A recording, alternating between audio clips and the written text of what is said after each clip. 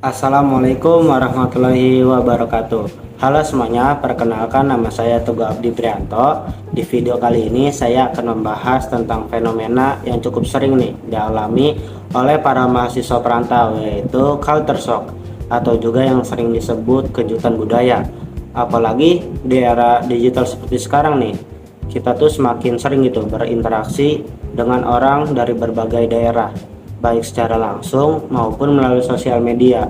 Fenomena ini tuh menarik karena seseorang pindah ke lingkungan baru.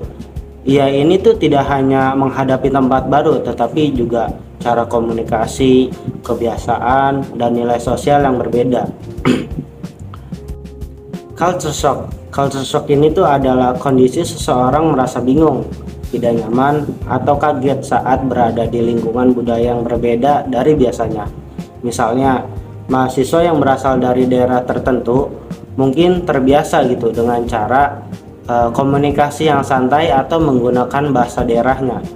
Tapi ketika masuk lingkungan yang baru, ia harus gitu menyesuaikan dirinya dengan cara berbicara, kebiasaan, dan aturan sosial yang berbeda dari sebelumnya. Nah, di awal hal ini tuh membuat seseorang ini tuh merasa canggung, minder, atau bahkan kesulitan untuk bergaul. Tapi sebenarnya kondisi ini itu sangat wajar dan hampir dialami oleh semua orang yang merantau.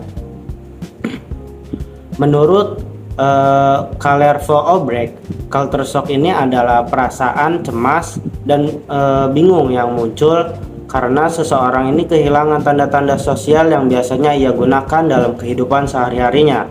Obrecht juga menjelaskan bahwa ada beberapa tahap dalam culture shock. Yang pertama adalah tahap awal atau honeymoon stage, yaitu tahap dimana seseorang ini tuh merasa senang dan penasaran gitu dengan budaya baru.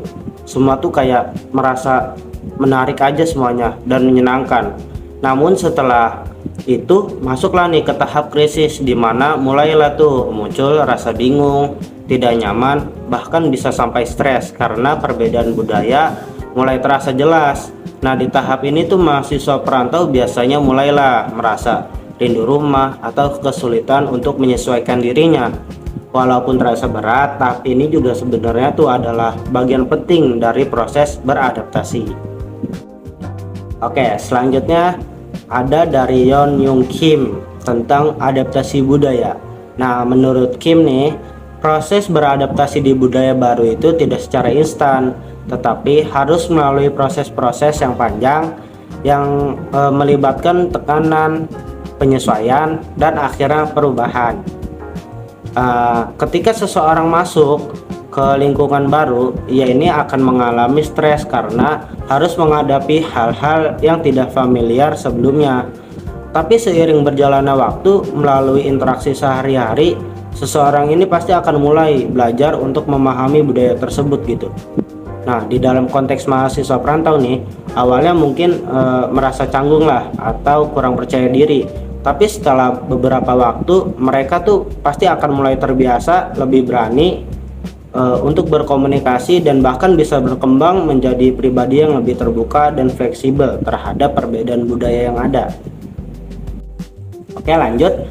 Menurut saya, culture shock ini itu terlebih di era digital ya, memang tidak bisa gitu untuk dihindari karena kita juga kan semakin sering tentunya berinteraksi dengan orang dari latar belakang budaya yang berbeda dari kita.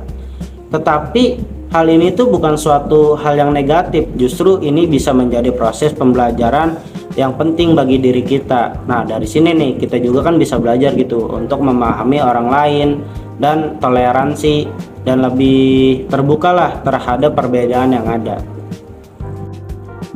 Baik, jadi kesimpulannya, culture shock ini tuh adalah hal yang wajar dialami oleh mahasiswa perantau ketika memasuki lingkungan budaya yang baru. Menurut Obrecht, ini tuh adalah proses bertahap yang dimulai melalui rasa senang sampai krisis. Sedangkan menurut Yeon Young Kim, proses ini akan bisa membawa seseorang pada perkembangan diri jika mampu beradaptasi dengan baik. Nah, jadi perbedaan budaya ini tuh seharusnya tidak dianggap sebagai hambatan, tetapi sebagai kesempatan untuk belajar dan berkembang. Mungkin cukup sekian yang dapat saya sampaikan. Kurang lebihnya mohon maaf. Wallahul muwaffiq ila qaumit thoriq. Wassalamualaikum warahmatullahi wabarakatuh. Terima kasih.